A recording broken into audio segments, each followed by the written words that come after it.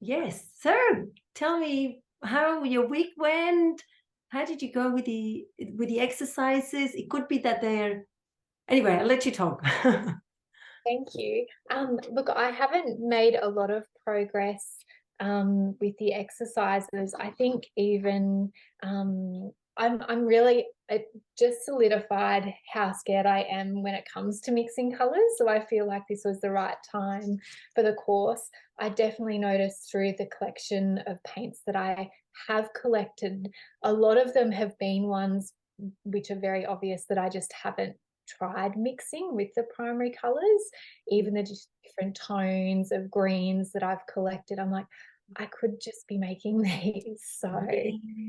Oh, that's a great insight, isn't it? To know what the colors that more appeal to you are the ones you're sort of scared to go and actually try to mix.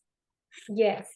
And Yes. I think a lot of them, I think, especially because I'm most inspired to be following on with the painting after doing the workshop weekend with you, that and Kate and Emily, was that I'm seeing everything in the garden and obviously doing a floral workshop painting weekend. That really made me want to kind of start looking at the colors and what I can do, what I can mix myself, because the block for me has been having to order things online because we don't have an art store here locally. So I think that is what has stopped me from painting, thinking that I don't have the colors. So that's why I'm excited to be doing this. I know, and that is so true because you can be buying a yellow, a red, and a blue, but then you don't get the actual greens that you're after. And you're Yes. thinking it's your problem. I can't do it. I can't mix it. But it could be that you just need a different green and different yellow or a different blue or a different red, to mute it down or do things like that. So that's such a valid point. And I know that I'd be afraid to do that too. And I know when I started painting, I just bought everything. Like I Yes. bought such a picture of colors, and now I have a lot of colors because I just collected them through the years. But in the last 2 years, I've only been using about 8. So in this the color charts that I sent, one of them, the sort of the brights, pretty much. This is pretty much what I use most of the time. And Yes. only recently I started experimenting with some transparent colors like these ones, because in my stylized paintings, for example, I love to have really opaque colors. And we'll talk about all of this as well. And the transparent colors didn't seem that work. But in those paintings that I do on the boards, the transparent colors or translucent, they're very different. They work really beautifully. So it's experiencing as well with what you have. So are you doing acrylics or what are you doing at the moment? Yes. So Acrylic. I'm just doing acrylics. That's what I had, so I thought I will just stick with those. Yes. But I definitely remember using oils at school when studying art, but I feel like I just want to get my head around the acrylics first, which is what I did on the weekend workshop that we did. I think that was a while ago now, but it feels like, yeah. It does feel like a long time ago, doesn't it? It's like, was it in 2023 or? Yeah. And so with your colors, what do you have in the ways of what do you have? So the ones that I used this week was a crimson, which wasn't kind of in the list of the three that you had. So I was like, oh, I think I do struggle with the warm and the cool tones of each. Yeah. The yellow I had, it was called a primary yellow, but it is quite bright. Yep. Um, It's so like a it was, lemon yellow or yes, yeah, like a yeah. lemon yellow. And then it was is it the cyan blue? Yes. Um, yes, so Oh, that they were the three that I had to work with. yes. And do you have any other reds and any other? So the Mm. colors don't worry about the names of the colors because it's so individual. I mean, I sent some that I like to work with, but that's me. And Yes. you have those colors, and you can mix so many colors with those. So, so do you have any, you said you don't have any other yellows or reds or blues, or do you? No, they were only reds, which was interesting because I have so many different tones of greens. I have like the turquoisey blues, like the lighter blues, Yes. but I didn't have any other of the primary colors. So that's where I wanted to make sure I noted down some from the list, the examples that you had given, Yeah. so I can keep a lookout for those when. Well, the other thing is you can still do another chart with the light blue that you have. So Okay. I'm going to Yeah. turn this off. So, you know, even if it's mixed with white, just use it as a primary and do a color wheel with the red that you have and the yellow that you have and that other blue, and see what difference you get there. With the green, it won't work because it's already a mix of two colors. But if you have any other blues, or even if you have a green that is bluish, just have another go. You never know. But also, what I wanted to say from those color charts is that it might give you an idea to say, oh, hold on, I really like this color, for example. I don't know. I really love this red here. And then you can see I use the quinacridone magenta, and maybe I mixed it with spectrum orange. And so when you go and buy something, you can see, well, I like how those two colors mix together. Or, well, that was probably a bad example because it was an orange with a red. But say if you mix a blue, one of the similar blues that you have, to a warmer red, then you can say, yeah, I really like those two. Maybe when you go and buy something, you just buy a small tube of those. When also we go into the next modules and we start talking about warm colors and cool colors, you can, when you go to say online, and you can look at Spectrum or Winsor & Newton and have a look at the color charts, because it will have every color listed. You might think, oh yeah, I quite like that primary and that particular red, and it may not be a cadmium red, but it could be another red that's sort of warmer, that then you can order when you or look at when you order. So I love cadmium because it's really, really opaque and it's very bright, and it just gives me nice vibrant oranges. But there are similar versions to what cadmium that it doesn't have to be that. Also, cadmium is quite expensive.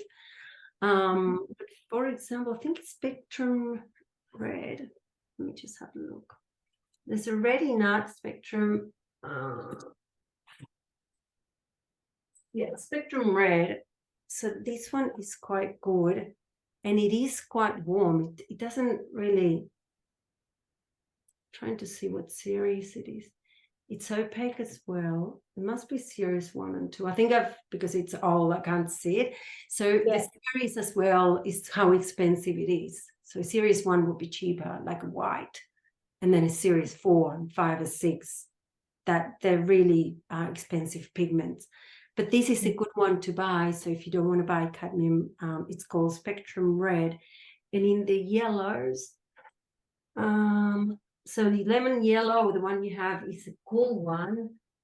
And then Spectrum Yellow, it's warmer than the one you have. So Spectrum and Art Spectrum are quite nice colors, and they don't break your bank. It's like, you know, the series 1. So both, the other one may be series 1 too. So have a think of those. If you wanted a warm, do you have an ultramarine blue? No, I didn't. That was the one that I thought I had and I didn't have. And so what you have a cyan, like a cyan. So that would be sort of like a, yeah, so it's probably a cooler.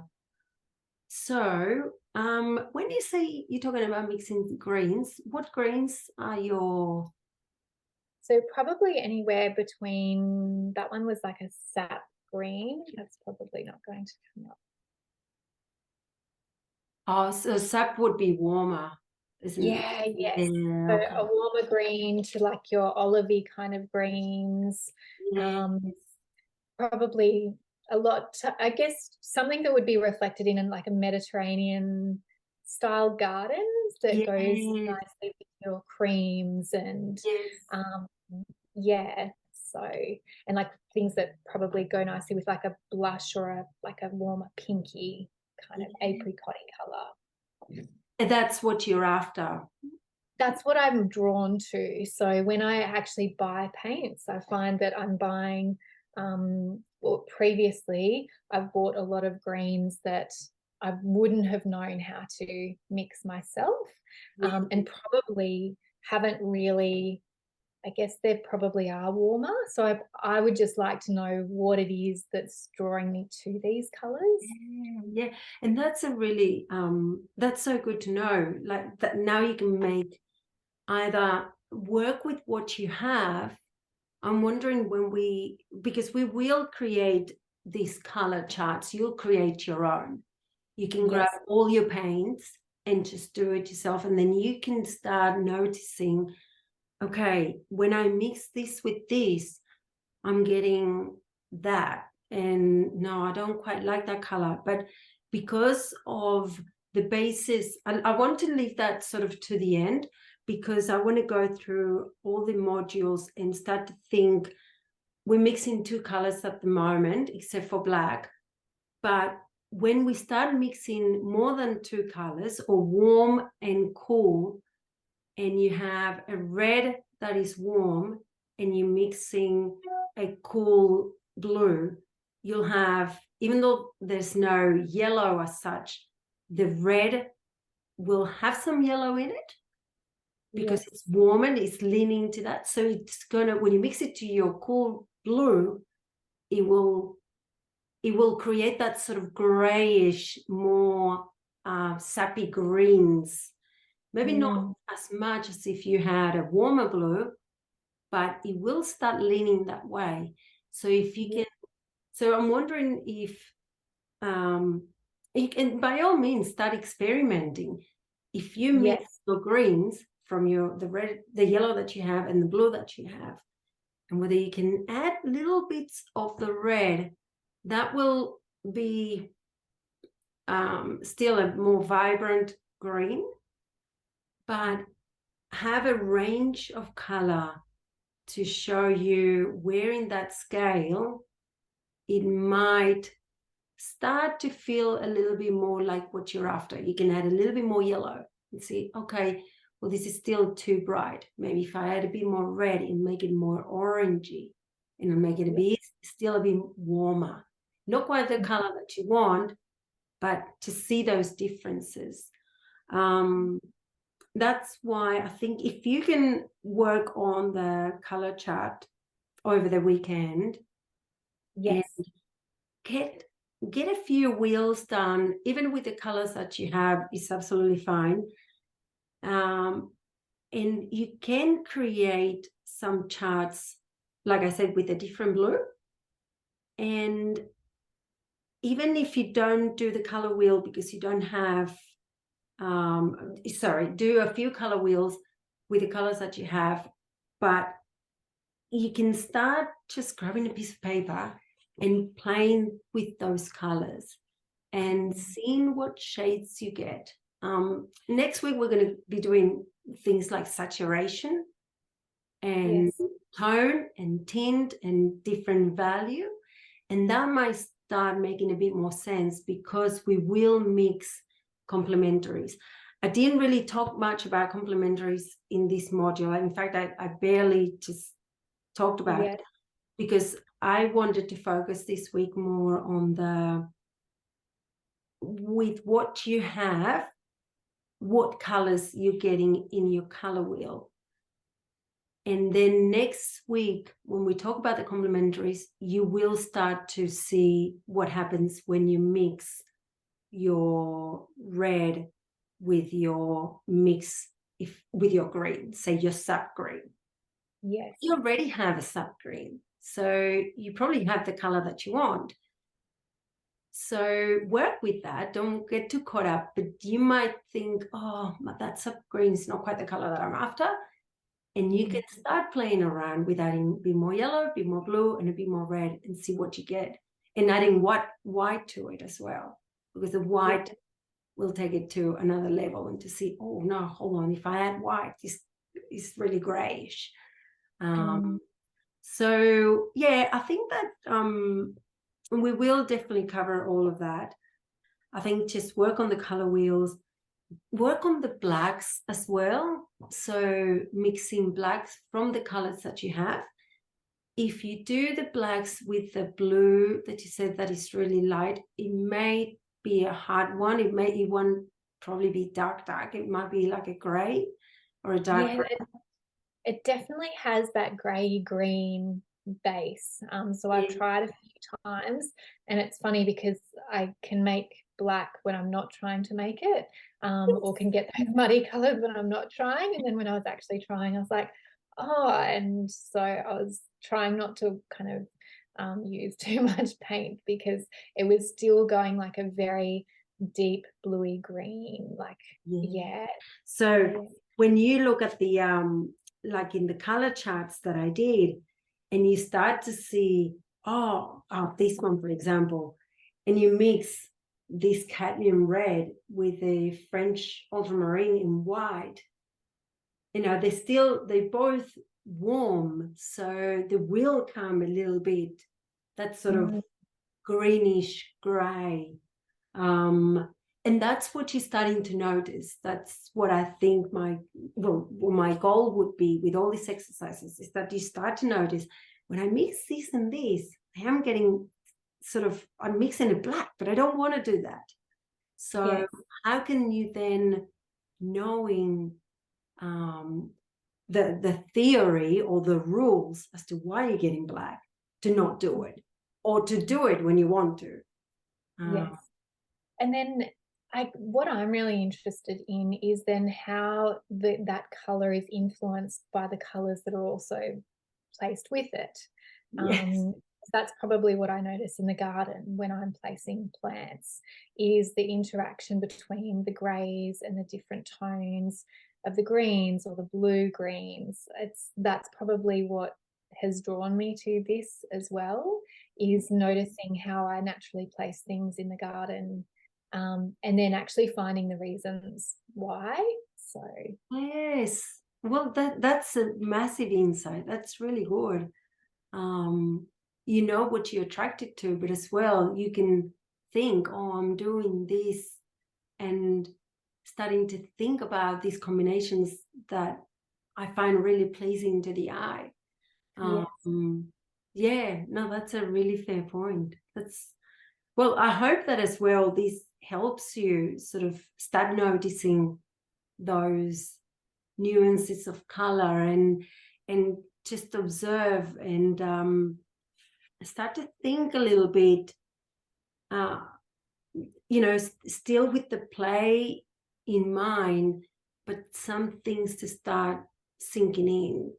And so when we get to the other modules where we start combining warms and cools, that's my favorite, by the way. Like, just made so much sense when I understood that. It's like, oh my gosh, yeah, no wonder this is not coming the way I wanted.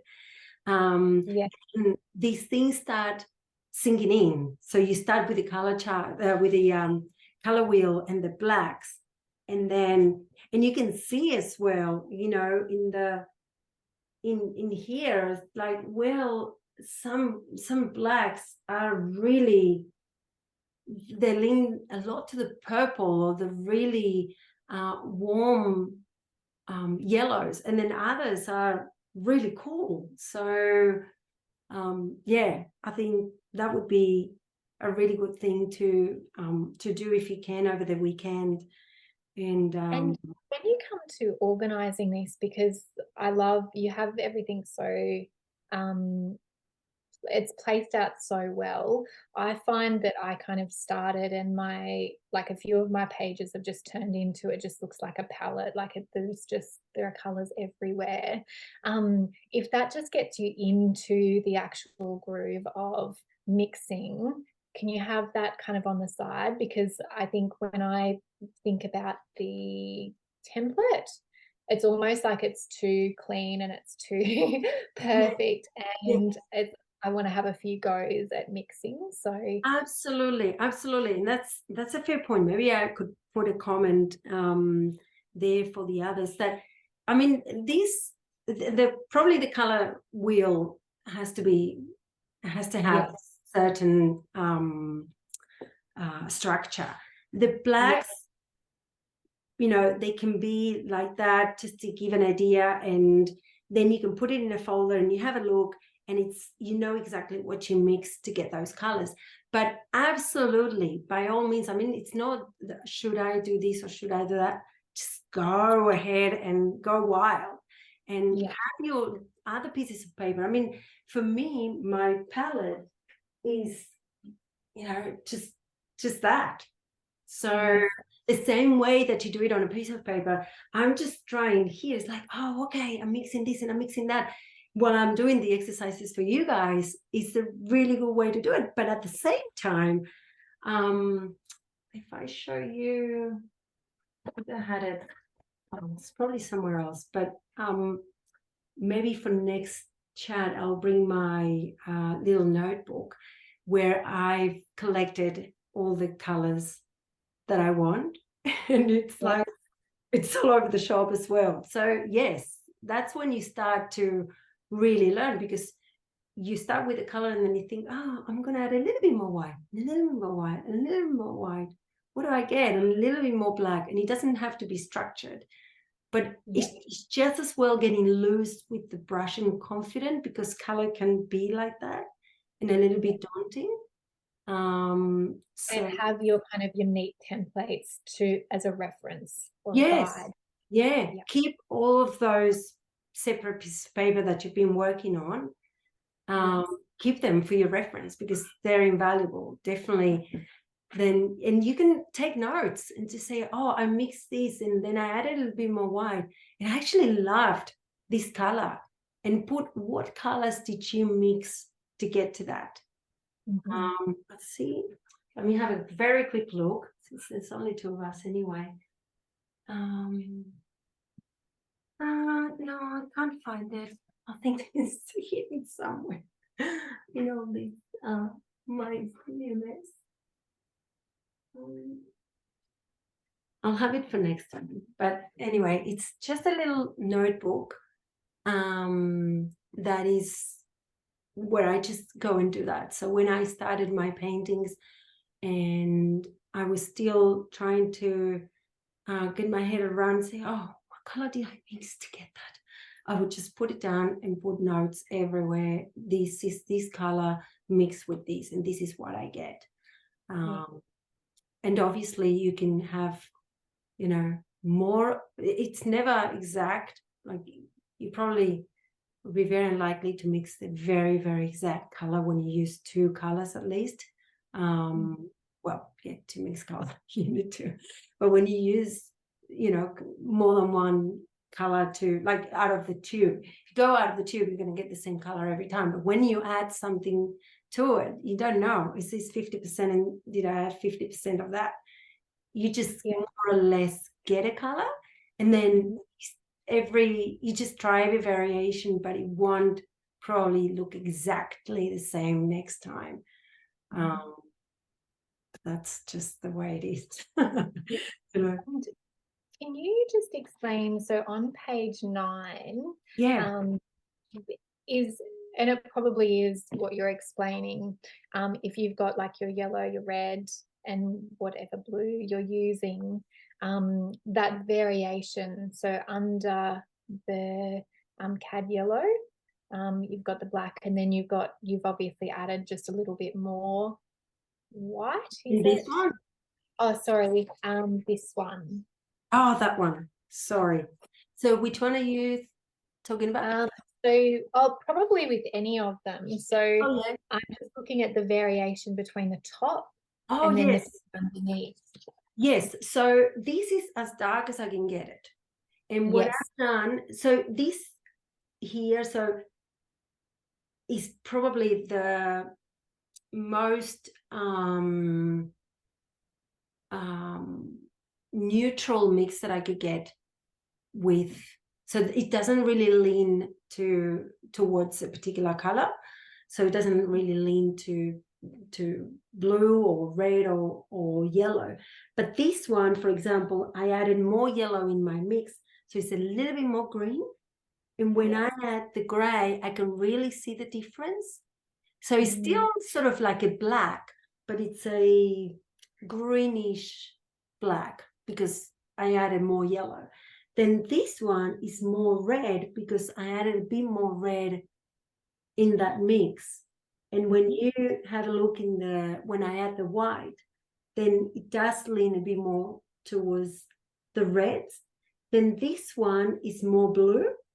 And this one is probably as neutral as I could get it. And even in that, I would say that this one with the most red, when I add the white, this one looks more neutral, but then this one looks more neutral in the dark. So this one looks really red, whereas this one, I can't really pick one dominant color. Whereas in this one, the blue is dominant, the red is dominant, and the yellow is dominant. And then it's same in this one.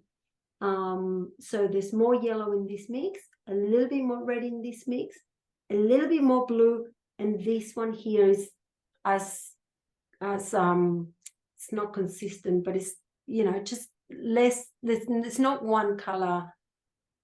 Well, that's what I try to do, to get it as dark as you can without having one more than one color particularly. You still would have to have probably a little bit more blue just to have that darkness, but you start adding little bits of the red and you think, oh, especially with this mix, you're going to get dark very soon. But if you add too much red, it's going to get brown. So add a little bit less red, start adding a little bit of the yellow to get that black. But you might think, oh, no, now it's gone to green. Okay, add a little bit more blue until you can get that mix sort of as balanced as you can. Yes, okay. And the same with all the others. And so it really is the yellow that gets that deep, like the deeper, as you said, like if you add the more red, you're going brown. Yeah, if you try to mix just the red and the blue, you'll get a lovely warm brown in these colors. In this one will be a cooler brown. But when you start, if you're unsure, add a little bit of white and you see how that mix is going. And you think, oh, no, this is really brown. Okay, so now I need to add maybe a little bit more blue and then just that yellow to fully neutralize all three colors. Okay. Yeah. And did you have a favorite supplier? When getting your paints online? I usually get them from either Senior Art in Melbourne or this is called the Sydney Art. Is it the Sydney Art Store? I mean, it depends. Sometimes I get brushes from different suppliers because I like different brushes, and I can't find them in one place. But yes, maybe I'll put a link. I can just add that and send through where I get my brushes, and a few of the art stores, because as well, like I find Senior Art has usually better deals with paints. But then sometimes it's good to join into different suppliers because they might have a sale. Mhm. They have a sale on paint and think, oh, okay, they're 20% off. Yes, I'm gonna Yeah. go and buy them through them. So yeah, I'll do that definitely. Thank you. Thank you. Okay. Did you have anything else, or do you think we might? Yes, no, I'm happy to go off and do more of that over the weekend. I Yeah, think even the help, it really helps knowing that yellow at the end just to neutralize as yeah, well. yeah. That's right. That's right. Oh, Thank that's you. so nice to see you. Thank you. Yes, Send me any thank questions if you have on the like by email. It's so good, or if you want to do it through Facebook, then we can chat that way. I actually don't have Facebook, so I'm sorry. That's why I hadn't joined. Yeah, not everyone does, and I'm not great at Facebook, to be honest. But hold on, I'll stop recording.